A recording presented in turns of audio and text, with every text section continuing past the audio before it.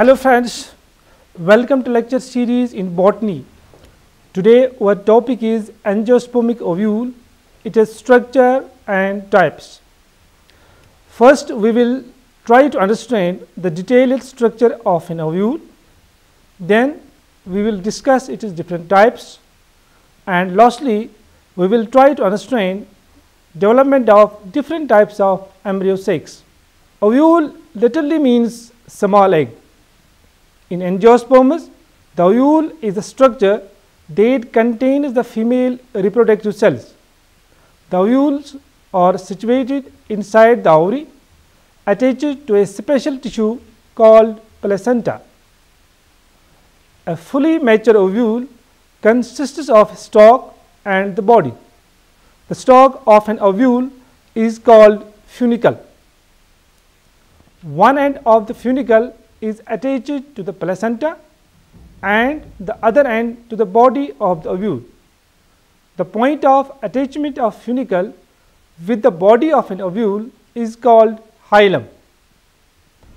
The body of the ovule shows two ends, the basal end called the callosal end and the upper end called the micropylar end.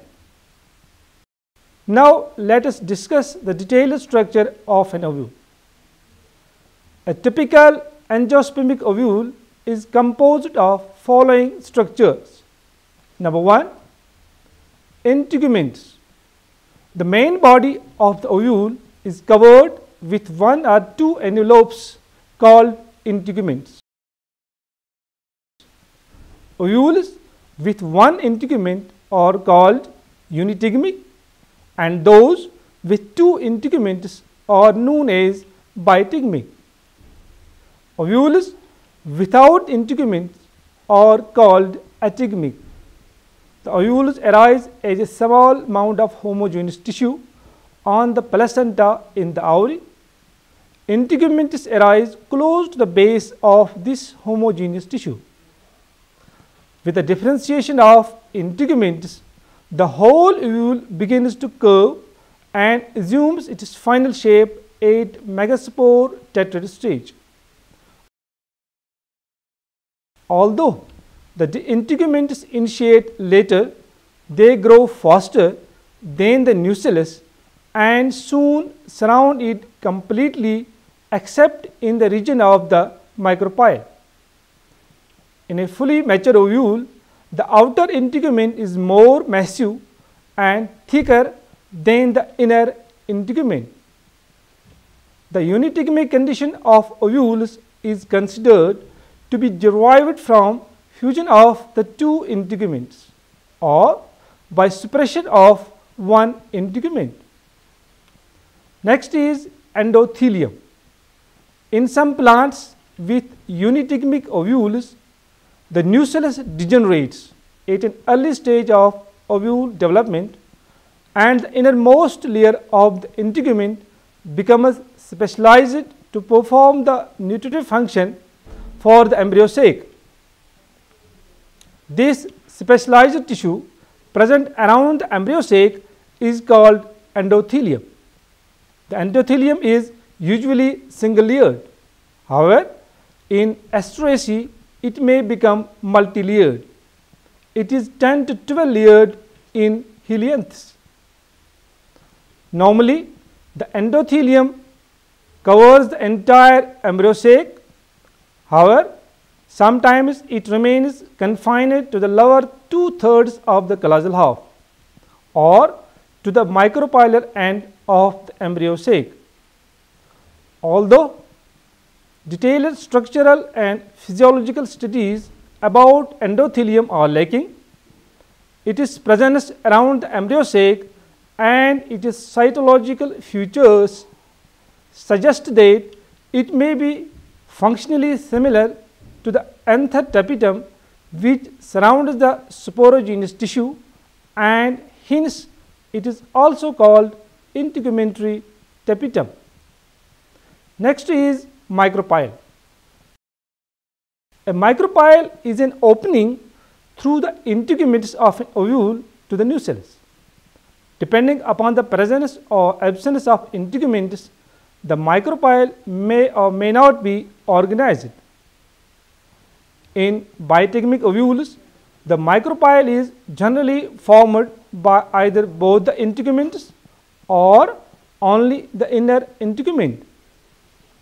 When both the integuments are involved, the passage formed by the outer integument is called exostome, and that by the inner integument is called endostome. Next is obturator. Any ovular structure that directs the growth of pollen tube towards the micropyle is known as obturator. They exhibit great variation in their origin, morphology, anatomy, and extent of development. They may originate from the placenta or funiculus or both. The most common type of obturator found in Acanthaceae, Magnoliaceae, Lamiaceae is formed by the local swelling of the funiculus. In Tetragonia tetragonides, the obturator comprising glandular epidermal hairs arise from both sides of the long funiculus. The pollen tube grows along the obturator. The cells of the obturator produce surface exudates which provide nutrition, mechanical and chemical guidance to the pollen tube. Next is nucellus, a large parenchymatous mass enclosed by integuments is known as nucellus. It represents the wall of the megasporangium. Each ovule has a single nucellus. The nucellus is mostly consumed by the developing embryo sac or endosperm. In some plants, it persists in the mature seeds as a nutritive tissue. This persistent nucellus is called perisperm. In Podostemacea, the nucellar tissue breaks down, with the result a large cavity called pseudoembryo sac is formed around the embryo sac. This feature is unique to Podostemacea. In the absence of endosperm in the Podostemacea, the pseudoembryo sac, which contains cytoplasm and free nuclei, nourishes the developing embryo. Next is hypostase and epistase. Group of cells right below the embryo sac and above the vascular supply to the funiculus is termed as hypostase. Hypostase has been reported in many families like Zingiberaceae, Liliaceae, Umbelliferae. In Aristolochia, the hypostase persists in the mature seed. Some of the functions attributed to hypostase are: number 1, it forms a sort of barrier or boundary for the growing embryo sac and prevents it from being pushed into the base of the ovule. Number 2, it stabilizes the water balance of resting seeds over the long period of dormancy during the hot and dry seasons. Number 3, hypostase serves to connect the vascular bundles in the funiculus with the embryo sac and thus facilitates the rapid transport of food materials.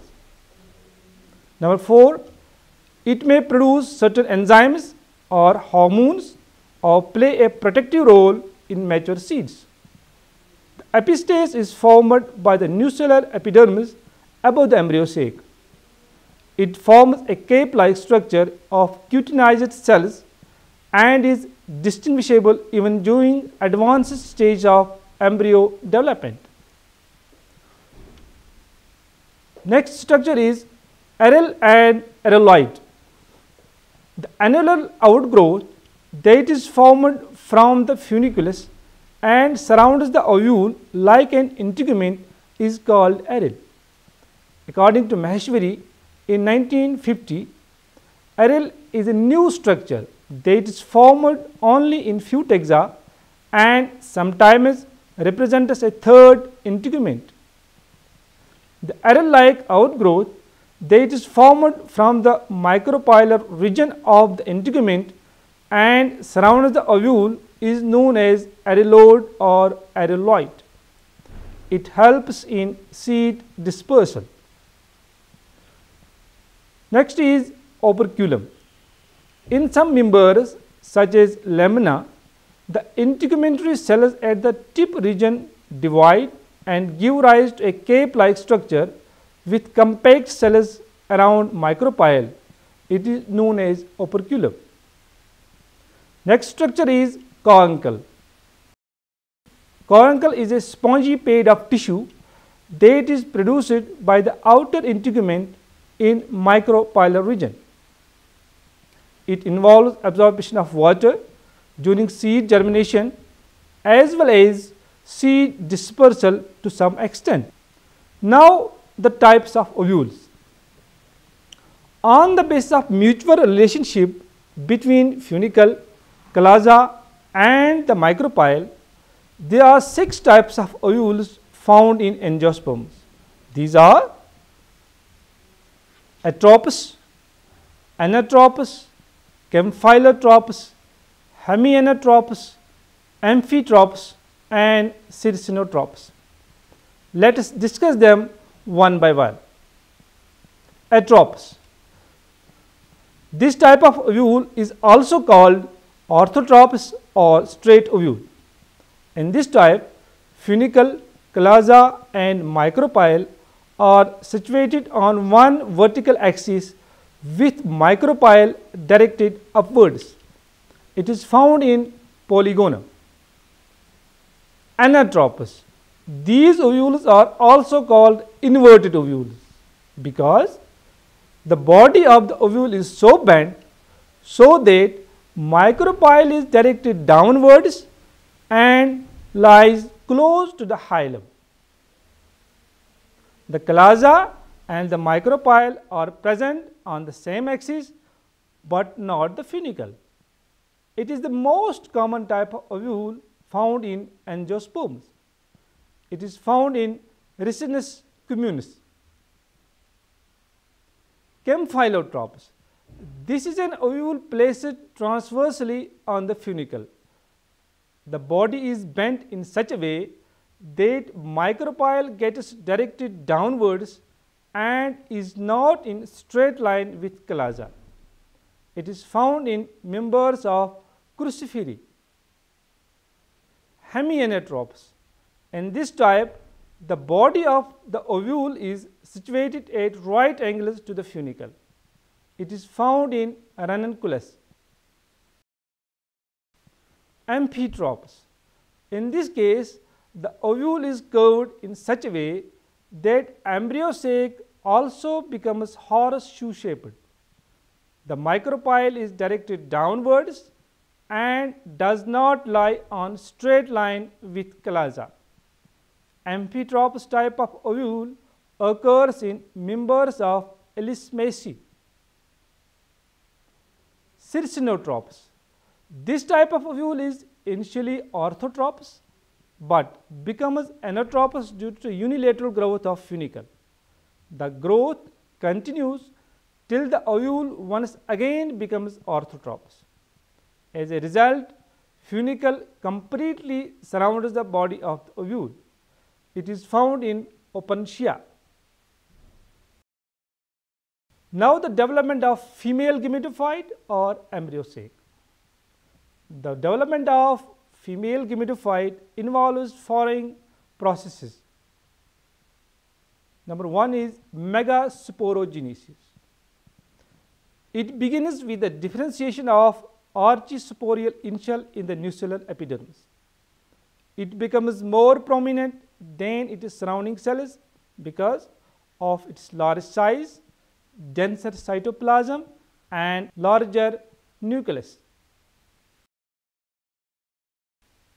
In teninusolate ovules, the archisporial cell directly functions as megaspore mother cell, whereas In crassinusolate ovules, it divides periclinally, cutting an outer primary parietal cell and an inner sporogenous cell, which functions as a megaspore mother cell. Single-celled archisporium is most common. However, multicellular archisporium is a family character of the Lorenthaceae. Megaspore mother cell undergoes meiosis to form 4 haploid megaspores, which are arranged in a linear tetrad.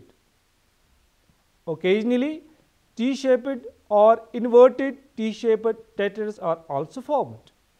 When both the meiotic divisions are followed by wall formation, only one of the 4 megaspores functions and forms female gametophyte, and the other 3 megaspores degenerate. Generally, it is the classal megaspore of the tetrad that is functional. However, in Onagraceae, the embryo sac is formed by the micropylar megaspore. In Schizomeria serrata, as a rule, the subclassal megaspore is functional. Next step is megagametogenesis and female gametophyte. The process of development of female gametophyte or embryo sac from megaspore is called megagametogenesis. The development of embryo sac begins with elongation of the functional megaspore, which is usually the classal one of the tetrad. The elongation occurs along the micropylar classal axis. The spindle of the first mitotic nuclear division in the megaspore is oriented in the long axis of the cell. Nuclear division is not followed by wall formation. A large central vacuole appears between the 2 daughter nuclei, and as it expands, the nuclei are pushed towards the opposite poles of the cell. Both the nuclei divide twice, forming 4 nuclei at each pole. At this stage, all the 8 nuclei are present in the common cytoplasm. After the last nuclear division, the cell elongates and is followed by cellular organization of the embryo sac. Of the 4 nuclei at the micropylar end of the embryo sac, 3 organize into egg apparatus, and the 4th one is left free in the cytoplasm of the central cell as the upper polar nucleus.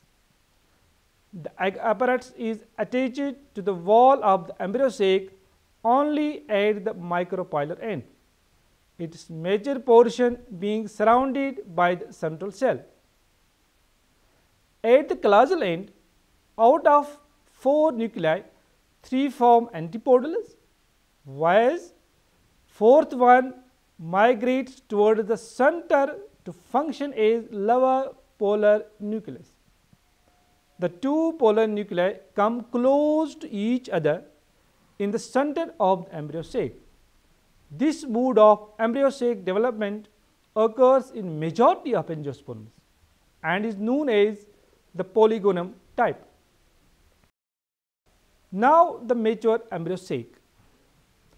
The structure and possible function of various components of a mature embryo sac are as under. Synergids. The synergids are elongated cells present at the micropylar end of the embryo sac. A prominent structure called filiform apparatus is present at the micropylar end of the synergids. Synergids are epimeral structures. In embryo sacs with 2 synergids, one degenerates before the entry of pollen tube into the embryo sac, whereas the other one degenerates shortly after the embryo sac has received the pollen tube discharge. 3 functions have been ascribed to the synergids. Number 1, They play important role in directing the pollen tube growth by secreting some chemotropically active substance. Number second, the degenerating synergid forms the seat for pollen tube discharge in the embryo sac. Number third, Jensen in 1965 suggested that the filiform apparatus may be aiding the synergids in the absorption and transportation of materials into the embryo sac from the nucellus. Egg. The three cells of the egg apparatus are arranged in a triangular fashion. The egg shows common wall with the two synergids and the central cell. The egg cell wall is traversed by plasmodesmata on the sides of the two synergids and the central cell. The egg cytoplasm is rich in ribosomes. The egg cell may contain small or large amount of starch which is utilized during fertilization or early embryogeny. Antipodals. The antipodals degenerate before or soon after fertilization.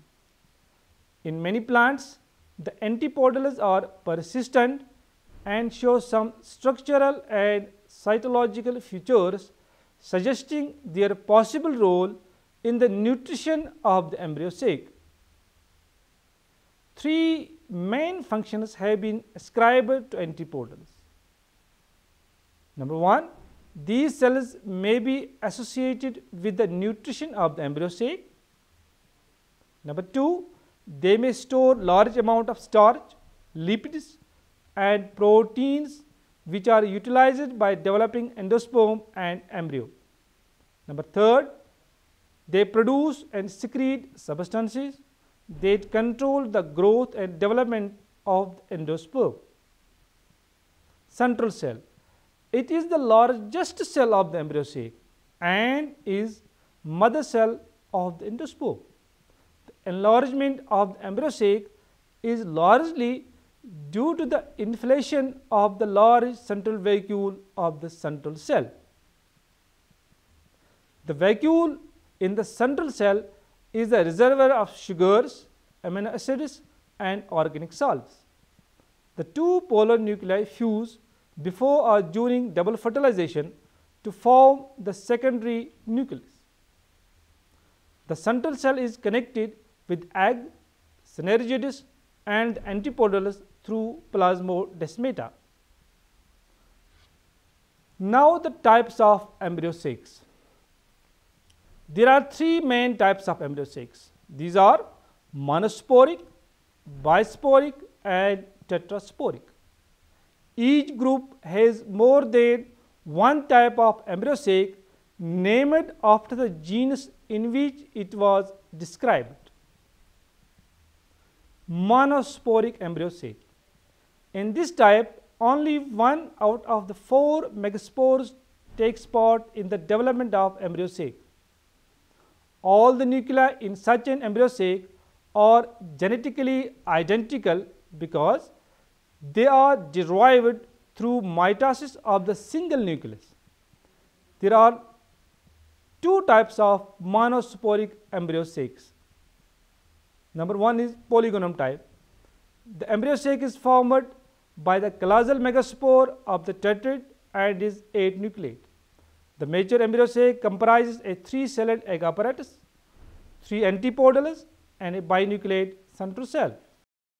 Next is Oenothera type. This type of embryo sac is derived from the micropylar megaspore of the tetrad and is 4 nucleate. The organization of mature embryo sac is an egg apparatus and a uninucleate central cell. This type of embryo sac is characteristic of family Oenograceae. Now bisporic embryo sac. In this type, 2 megaspore nuclei take part in embryo sac formation. Here, the first meiotic division is followed by wall formation so that a diet is formed. Only one of the diet cells undergoes the second meiotic division, whereas the other one degenerates. In the functional diet, cell wall formation does not occur after the second division, and both the megaspore nuclei contribute to the formation of embryo sac. Each megaspore nucleus undergoes 2 mitotic divisions, forming 8 nuclei.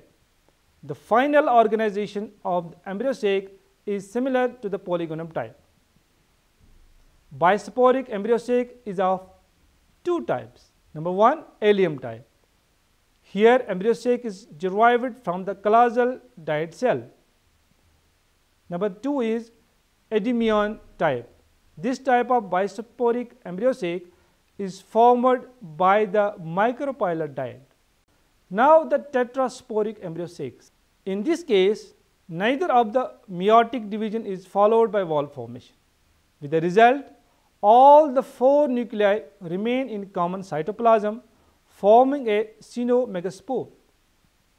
All the 4 megaspore nuclei take part in the formation of embryo sac. A tetrasporic embryo sac is more heterogeneous than a bisporic embryo sac because the 4 products of meiosis involved in its formation are genetically different. Tetrasporic embryo sacs can be categorized into 2 types. Number 1, where no nuclear fusion of megaspores occurs. It includes following types.